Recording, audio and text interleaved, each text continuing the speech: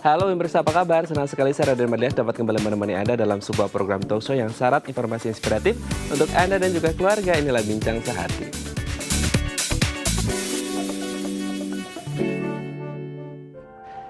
Ya pemirsa, setiap orang yang memasuki usia lansia atau lanjut usia gitu ya, pasti ingin menikmati hari-hari tuanya dengan baik gitu. Sehat segala-galanya, sehat fisik dan juga sehat mental. Tapi untuk menjaga kesehatan lansia, ini bukan perkara yang mudah karena kondisi tubuh lansia yang memang rentan terhadap segala jenis penyakit. Oleh karena itu kita harus tahu nih, apa-apa saja yang harus kita lakukan untuk menjaga kesehatan lansia. Nah, inilah topik yang akan kita bahas hari ini, yaitu kesehatan lansia. Namun sebelum membahasnya, kita akan membahas terlebih dahulu nih beberapa mitos dan fakta seputar kesehatan mental lansia. Kita lihat yang pertama. Ya, yang pertama adalah tidak mudah beradaptasi karena mungkin gini ya, dulu kan hidupnya 9 to 5 gitu ya, kerja di kantor jam 9 pagi sampai jam 5 sore, ketemu banyak orang, ada deadline, yang akhirnya sekarang harus berganti, berubah secara drastis di rumah aja gitu. Nah, apakah kemudian ini agak susah juga untuk beradaptasi? Mungkin seperti itu gitu ya, jadi agak tidak mudah gitu untuk mereka untuk melakukan perubahan seperti itu ya. Kita lihat yang kedua. Kurang bahagia. Nah, ini tadi mungkin ada hubungannya dengan tidak mudah beradaptasi dengan perubahan. Karena apa? Karena mungkin sebelum-sebelumnya ini ketemu teman-teman kerja, ada deadline, ketemu orang, meeting. Hingga akhirnya mereka they love meeting people. Tapi ketika sudah lansia, mereka harus di rumah aja. Jadi kayak kurang bahagia gitu. Ada yang kurang gitu ya. Oke, kita yang ketiga. Pola pikir kuno. Nah, ini mungkin ada gap generasi antara anak-anak milenial, Gen Y gitu ya, atau Gen X gitu kan. Yang kemudian mereka ini generasi baby boomers, masih orang-orang konvensional. Nah, ketika harus akhirnya di usia lansia, terus generasinya berubah sangat drastis, mereka masih punya pemikiran atau pola pikir yang agak kuno seperti itu ya. Oke, kita lanjut ke yang keempat. Sering lupa. Nah, ini mungkin penyakit yang sering kita dengar yang selalu menyerang lansia, seperti demensia ataupun Alzheimer, atau yang mungkin yang sedikit case-nya agak lebih kecil, mungkin short term memory loss gitu ya. Nah, apakah kemudian memang selalu yang namanya lansia ini punya penyakit lupa? Nanti akan kita bahas ya.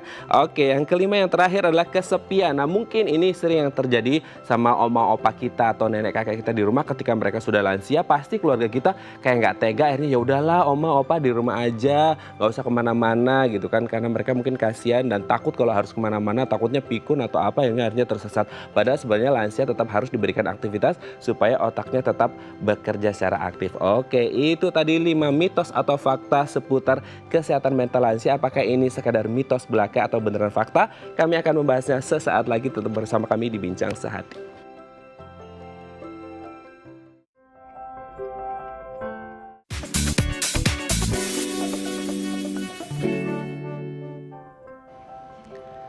Baik, Anda masih bersama kami di Bincang Sehati dan kita masih membahas topik kita hari ini, kesehatan lansia. Tadi di segmen sebelumnya kita sudah membahas beberapa mitos atau fakta seputar kesehatan mental lansia. Nah, untuk mengklarifikasinya telah tersambung bersama kami di sambungan Zoom dengan Miss Anastasia Satrio, MPASI Psikolog. Selamat pagi Miss Anas, apa kabar? Selamat pagi Mas Raden, kabar baik. Kabar baik ya Miss Anas ya. Oke Miss Anas, hari ini kita akan membahas, sebenarnya tema besarnya adalah kesehatan lansia. Tapi dengan Miss Anas kita akan membahas nih beberapa mitos dan fakta seputar kesehatan mental lansia. Kita lihat yang pertama ya. Apakah benar lansia tidak mudah beradaptasi dengan perubahan? Itu mitos karena sebenarnya tergantung lansianya, dan ternyata ini indikatornya tuh dimulai dari umur 35 sampai 40. Jadi kalau di usia 35 sampai 40 kita tuh udah mulai menemukan cara-cara untuk bisa punya variasi hidup, terus kita punya koneksi pertemanan yang oke. Justru malah di masa lansia kita bisa lebih connect sama teman-teman kita, walaupun mungkin di masa pandemi misalnya dengan video call atau saling kirim-kirim makanan seperti itu. Jadi bisa lebih kreatif gitu untuk menemukan cara beradaptasi. Oke, Miss Anas, biasanya kan orang-orang lansia ini adalah orang-orang yang baru saja pensiun gitu ya, pensiun dari pekerjaan, terus kemudian karena sudah memasuki usia lansia, ya udah akhirnya pensiun dan tidak kerja lagi, harus stay at home terus, apalagi di masa pandemi seperti sekarang gitu kan. Nah, ada tidak sih kemudian tidak mudah beradaptasi ini ada hubungannya dengan mereka yang mungkin dulu kan 9 to 5 nih, setiap harinya dari jam 9 pagi sampai jam 5 sore katakanlah gitu, ketemu teman-teman di kantor gitu. Tapi setelah usia pensiun masuk lansia, hingga akhirnya mereka nggak kerja lagi. Mudah tidak sih untuk mereka kemudian beradaptasi dari yang harus hektik dengan deadline kerja gitu ya, hingga akhirnya sekarang banyakkan Iya. bengong di rumah gitu? Iya, bisa jadi mengalami kesulitan dan nggak apa-apa kalau butuh waktu adaptasi. Mhm. Biasanya manusia itu butuh waktu adaptasi peran itu sekitar 6 bulan, setahun, bahkan ada yang sampai 2 tahun. Tapi yang penting juga kita terus mencari cara untuk memaknai hidup kita. Karena kadang ini juga mengganggu karena konsep diri yang berubah ya. Misalnya kita melihat, oh aku tuh berharga karena aku produktif, aku punya pekerjaan. Nah sekarang di masa lansia kita perlu meredefinisi konsep diri yang berbeda. Misalnya aku berharga menjadi manusia karena aku bisa punya teman, bisa punya waktu dengan keluarga, atau aku mengembangkan hobi-hobi yang baru gitu. Jadi kita mengembangkan konsep diri yang lebih luas di masa lansia, bukan hanya dari produktivitas bekerja. Berarti konsepnya lebih luas, tidak hanya produktivitas bekerja, tapi hal-hal Betul. yang lain yang kreatif sifatnya gitu ya. Oke, Miss Anas, Mm-mm. kita lanjut yang kedua. Apakah benar lansia hidupnya kurang bahagia? Seperti itukah kenyataannya atau mitos belaka ini? Biasanya bisa lebih bahagia kalau punya banyak pertemanan yang menyenangkan, terus punya keluarga yang suportif. Akan merasa tidak bahagia kalau misalnya sudah merasa udah ada kehilangan pasangan, misalnya pasangannya meninggal lebih dulu, atau teman-temannya satu persatu meninggal, jadi kesepian gitu sih. Jadi rasa kesepian ini perlu diakalin dengan lebih banyak lagi mencari ruang-ruang untuk bertemu orang atau mempunyai hobi atau membaca gitu. Jadi cari hal-hal juga yang membantu diri kita sendiri bisa merasa bahagia sendiri, misalnya dengan bertanam yang sekarang lagi ngetren, atau memasak, atau bikin hal-hal kreatif lainnya yang bisa dilakukan dari rumah. Nah, itu beberapa hal yang mungkin bisa dilakukan oleh lansia gitu ya, bercocok tanam atau ketemu teman-teman lewat video call gitu ya. Jadi mereka bisa lebih bahagia gitu ya. Oke, kita lanjut ke Mhm. yang ketiga nih Miss Anas. Apakah benar lansia memiliki cara berpikir kuno? Nah, biasanya kalau kita ngomongin lansia kan ini generasi sekarang itu generasi baby boomers plus plus sana gitu ya. Kalau kita kan sekarang generasi X, generasi Mhm. milenial gitu. Nah, apakah kemudian pola pikir mereka yang masih konvensional, Iya. terus kemudian sekarang ketemu anak-anak milenial yang udah anak-anak 4.0, hingga akhirnya mereka masih dianggap, pola pikirnya kuno banget sih gitu. Bener nggak sih gitu Mbak Bisanas? Tergantung tingkat pendidikannya Hmm, lansia ternyata Mas, gitu. hmm, Jadi kalau lansianya itu dulu mereka ngalamin pendidikan misalnya S1, S2, mungkin mereka lebih open knowledge gitu ya, bahkan mereka jago pakai Zoom gitu ya di zaman sekarang. Tapi kalau misalnya lansianya itu pendidikannya mungkin terbatas SMA, dan nggak terlalu banyak membaca, nggak cari pengetahuan, cenderung mereka ya kuno cara mikirnya gitu. Jadi ternyata lansia pun nggak bisa kita patok, sama ya seperti misalnya kita samakan remaja sama semua homogen, lansia juga demikian. Jadi lansia pun juga beragam dan kita mesti lihat tadi kayak tingkat pendidikan, terus seberapa dia terbuka sama informasi. Tapi yang perlu dipastikan untuk melatih kognitif atau cara berpikir lansia memang harus terus dilatih dengan membaca, ngobrol sama orang, karena kalau nggak ada interaksi otaknya makin lama makin mengecil dan nanti makin lupa, makin gampang pikun dan nah. olahraga juga. Nah, itu dia. Mungkin ini ada hubungannya dengan yang keempat nih, Miss Anas. Kita lihat, apakah benar lansia sering Mm-mm. lupa seiring bertambahnya usia? Sering kan kita dengar gini, lansia itu pasti identik dengan Betul. pikun, demensia, Alzheimer, atau mungkin juga short term memory loss gitu kan. Bentar-bentar lupa gitu. Nah, apakah Mm-mm. memang seiring bertambahnya usia, setiap lansia pasti akan mengalami pikun atau sering lupa? Atau sebenarnya ini bergantung pada ketika masa muda mereka, pola hidup, gaya hidup, dan lain sebagainya?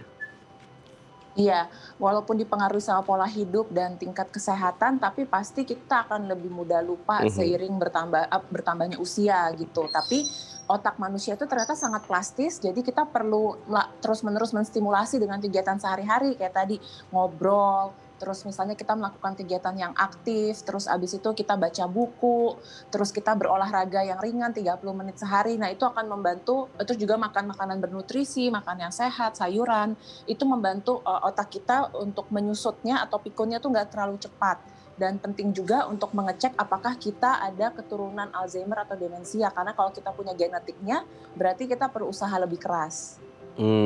Harus dicek and recheck gitu ya, apakah ada keturunan Alzheimer atau enggak gitu. Tapi semisal nih, kalau ada quality time antara si oma opa ini, si lansia dengan anak cucunya gitu, cerita-cerita mungkin cucunya gitu, "Oma dulu kalau waktu muda gimana sih?" Nah, itu salah satu upaya untuk satu quality time, kedua untuk Iya. merecall kembali memori-memori yang mungkin mereka pernah alami sewaktu muda, dan ini bisa nggak kemudian menjadi satu charge untuk mereka tidak mudah pikun atau lupa gitu?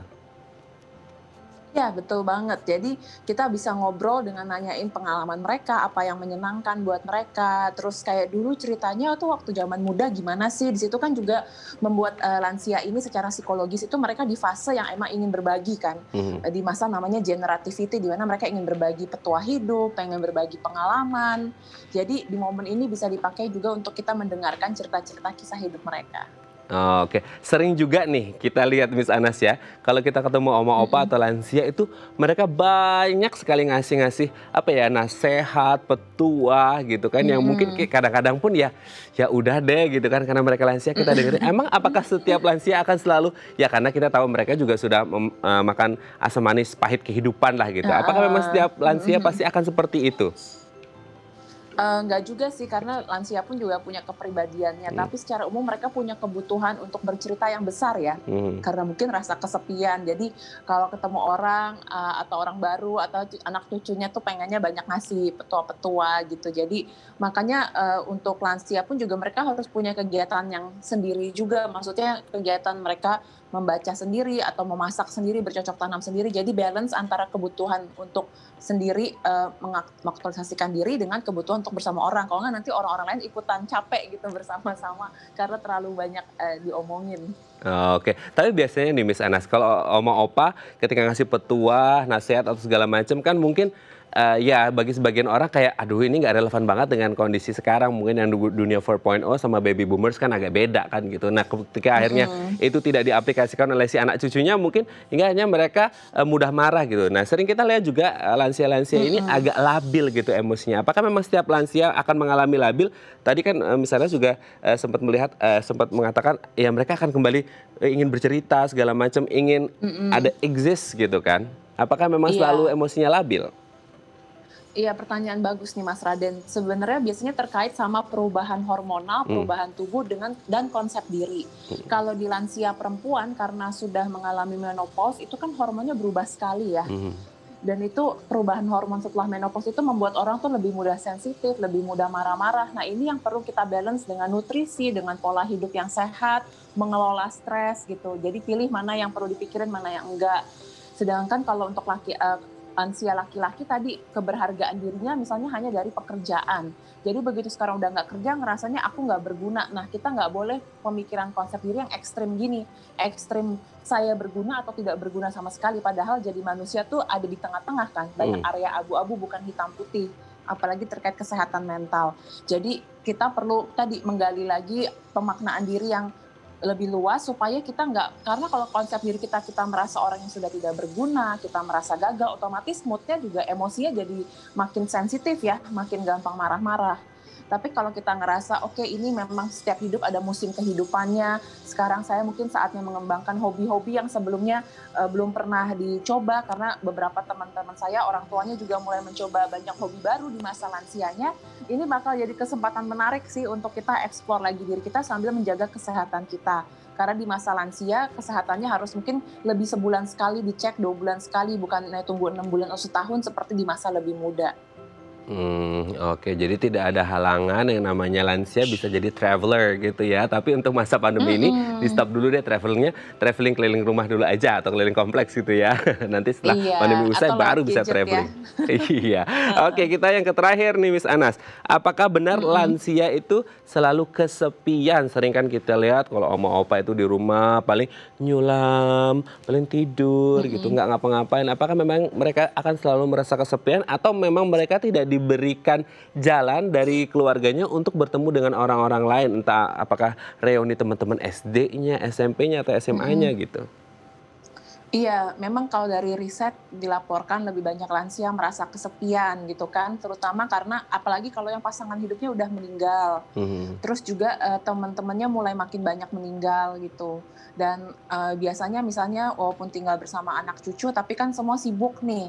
Kecuali mungkin lagi, work from home kayak gini atau belajar dari rumah, ada di rumah kelihatan fisiknya, tapi mungkin punya kesibukan yang lain. Jadi memang, quality time bersama-sama tetap perlu diadain ya gitu. Mungkin sejam sehari, sisanya ya beraktivitas bareng-bareng di tempat yang berbeda di rumah, seperti itu. Jadi, rasa kesepian ini memang, secara riset memang banyak dialami lansia gitu, makanya juga perlu mencari cara-cara berdaya sendiri, apa ya hal-hal yang bisa dilakukan untuk membuat kita bisa, merasa, bisa menikmati masa tua kita. Nah, ini mungkin satu yang sering terjadi ini Miss Anas, yang sering menjadi Mhm. excuses banyak orang ketika mereka melihat oma opa di rumah, udah tua, udah renta, mereka takut ketika harus beraktivitas atau mengerjakan pekerjaan rumah tangga seperti itu ya. Jadi akhirnya mereka Mhm. nyuruhnya, udah oma tidur aja, udah istirahat aja gitu. Padahal sebenarnya ketika mereka istirahat aja, tidur aja, itu nggak ngapa-ngapain justru akan berdampak lebih buruk nggak sih baik kesehatan fisik maupun mentalnya Betul. kepada lansia. Boleh mungkin mengerjakan pekerjaan rumah tangga yang simpel-simpel gitu mungkin ya Miss Anas untuk kemudian melatih kinerja otaknya tetap aktif gitu nggak sih? Iya, betul sekali. Jadi kita itu ternyata menjadi manusia itu didesain untuk aktif bergerak. Iya. Apalagi di masa lansia justru kita tetap perlu bergerak. Makanya campaign dari pemerintah itu adalah lansia aktif Hmm. supaya tetap lansia-lansia itu tetap berkegiatan, olahraga yang ringan gitu kan. Kadang-kadang ada yang suka tai chi, ada yang suka senam olahraga jantung. Terus juga kalau sekarang nggak bisa keluar rumah bisa pakai YouTube gitu. Terus melakukan aktivitas-aktivitas di rumah juga gitu kan. Seperti menyapu atau cuci piring atau menata-nata dan ya itu baca buku misalnya atau bercocok tanam. Nah, aktivitas-aktivitas ini sangat-sangat penting buat lansia. Kadang-kadang justru yang anak-anak yang lebih mudanya nih, anaknya atau cucunya yang bilang jangan ya, Mhm. padahal lansianya masih pengen. Nah, itu ya kita harus ngikutin juga lansianya apa dan juga cek ke dokter gitu karena di setiap kondisi lansia berbeda-beda, tapi secara umum kalau tidak terlalu ada masalah penyakit yang berarti, mereka justru sangat butuh beraktivitas gitu. Kita aja kalau nggak beraktivitas suntuk ya. Iya. Apalagi orang-orang lansia yang misalnya mereka udah nggak ada kerjaan yang produktif, terus kita nggak boleh mereka berkegiatan, itu malah bisa rentan lansia mengalami depresi juga gitu. Jadi kegiatan aktif, connect sama teman, punya hobi, itu menjadi salah satu hal-hal yang bisa dilakukan di masa lansia. Oke, berarti tetap harus aktif meskipun sudah masuk usia lansia supaya tetap kinerja otaknya berpikir Mhm. dengan aktif gitu ya dan tetap sehat selalu. Baik, terima kasih Miss Ana sudah berbagi bersama kami di Sama-sama Bincang Mas Sehati pagi Raden. hari ini. Sehat-sehat terus dan salam untuk keluarga di rumah Miss Amin. Anas. Baik, pemirsa, selanjutnya kita akan membahas topik kita hari ini kesehatan lansia. Bagi Anda yang memiliki pertanyaan, Anda bisa menghubungi kami di nomor 021 290 32644 atau DM Instagram kami di @bincangsehati.tv. Kami akan segera kembali.